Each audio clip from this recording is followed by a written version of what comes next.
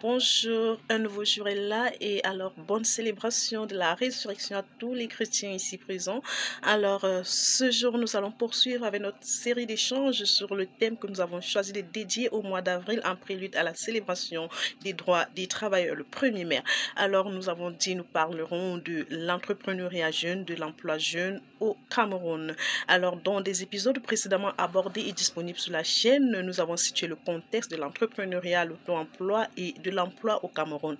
Dans le dernier épisode, nous avons énoncé les droits, obligations des travailleurs ou alors des employés dans une société. Ce jour, nous allons mettre un accent sur l'entrepreneuriat, particulièrement quand on veut se lancer en entrepreneuriat, le contexte et ce que cela demande, ainsi que les droits des entrepreneurs. Ce sont des choses qui sont souvent rarement entendues, mais si vous ne le savez pas, les entrepreneurs en ont bien évidemment autant et au même titre que les travailleurs des droits. Nous aurons l'opportunité de parcourir ceci tout au long de notre déroulé. Déjà, je commence ceci par vouloir situer ou alors clarifier certains éléments dans ce sens que l'entrepreneuriat n'est pas cette activité-là que l'on fait quand on pense qu'on n'a plus le choix. Ça, c'est une grave erreur et malheureusement, dans notre contexte, beaucoup de personnes veulent se lancer en entrepreneuriat, ce qui est d'ailleurs fortement recommandé par les instructions, je peux dire, gouvernementales de notre pays et dans la majorité des États africains. L'entrepreneuriat est fortement recommandé et semblerait-il, ça semble être le socle ou alors la ligne de conduite qui permettra vraiment de développer l'économie du pays. Cependant, pour pouvoir se lancer en entrepreneuriat, il nécessite de pouvoir avoir certains prérequis et je voudrais attirer l'attention des uns et des autres ici en disant ceci: on ne se lance pas en entrepreneuriat parce qu'on n'a pas le choix, on ne se lance pas en entrepreneuriat parce qu'on a fini son cursus scolaire, académique ou de formation et qu'on ne trouve pas d'emploi, on ne se lance pas en entrepreneuriat parce qu'on a vu X, Y le faire, non, on ne se lance pas en entrepreneuriat parce que la tendance des réseaux sociaux ou alors des médias sociaux nous fait comprendre que c'est l'entrepreneuriat qui paye. L'entrepreneuriat paye et c'est bien, c'est le but, c'est le souhait de chacun, mais seulement une vérité est certaine, tout le monde ne peut pas être entrepreneur. Alors, comme nous l'avons défini dans les épisodes précédents, l'entrepreneuriat, c'est cette activité-là, autant pour moi, qui vise premièrement à la formation, à l'emploi, à la création d'emplois et ainsi qu'à la génération de la richesse ou à la création de la valeur ajoutée. On ne se lance pas en entrepreneuriat pour pouvoir se dilapider ou alors pour pouvoir avoir un casque ou un manteau ou un nom d'entrepreneur. Alors, dans l'entrepreneuriat, on regroupe ici des entreprises formellement constituées, dont les sociétés à responsabilité limitée, les sociétés anonymes, les sociétés par action simplifiées, les sociétés à commandite et les sociétés individuelles. Donc, dans les sociétés individuelles, là, nous avons la catégorie des entrepreneurs qui évoluent seuls, qui n'ont pas encore les ressources nécessaires qui les permettront d'avoir des employés avec eux. Là, ce sont des entrepreneurs individuels ou alors des personnes physiques qui entreprennent et qui sont effectivement enregistrés et immatriculés dans le registre des contribuables de leur pays.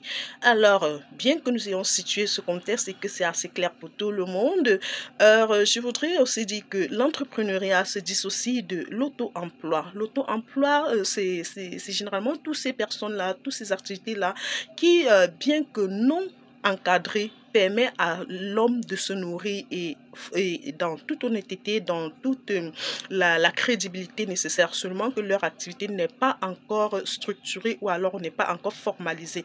Donc, ils exercent des activités à titre personnel à leur propre compte, génèrent de l'argent, mais ils ne sont pas encore une entreprise formellement reconnue.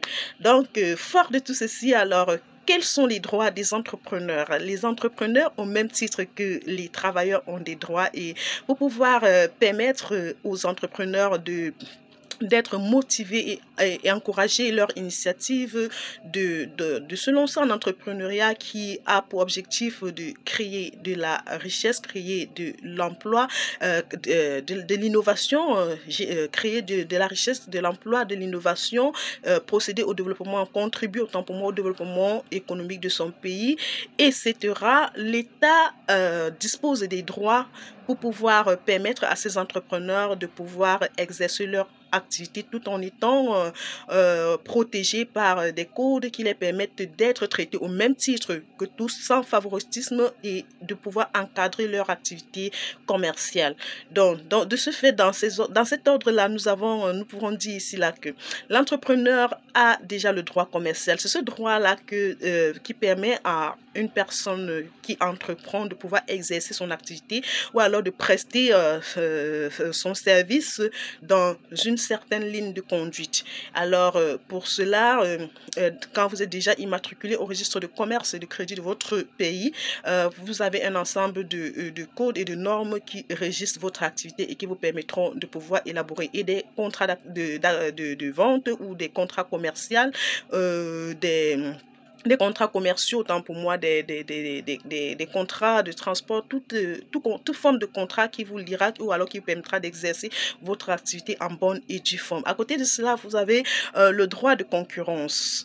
Alors, le gouvernement et le droit de concurrence permet à l'entrepreneur de pouvoir exercer de la concurrence, tant que cette concurrence est loyale. Parce que en économie, nous avons ce que nous appelons la concurrence déloyale, c'est-à-dire vouloir promouvoir son activité ou promouvoir son service en discréditant le service de son concurrent.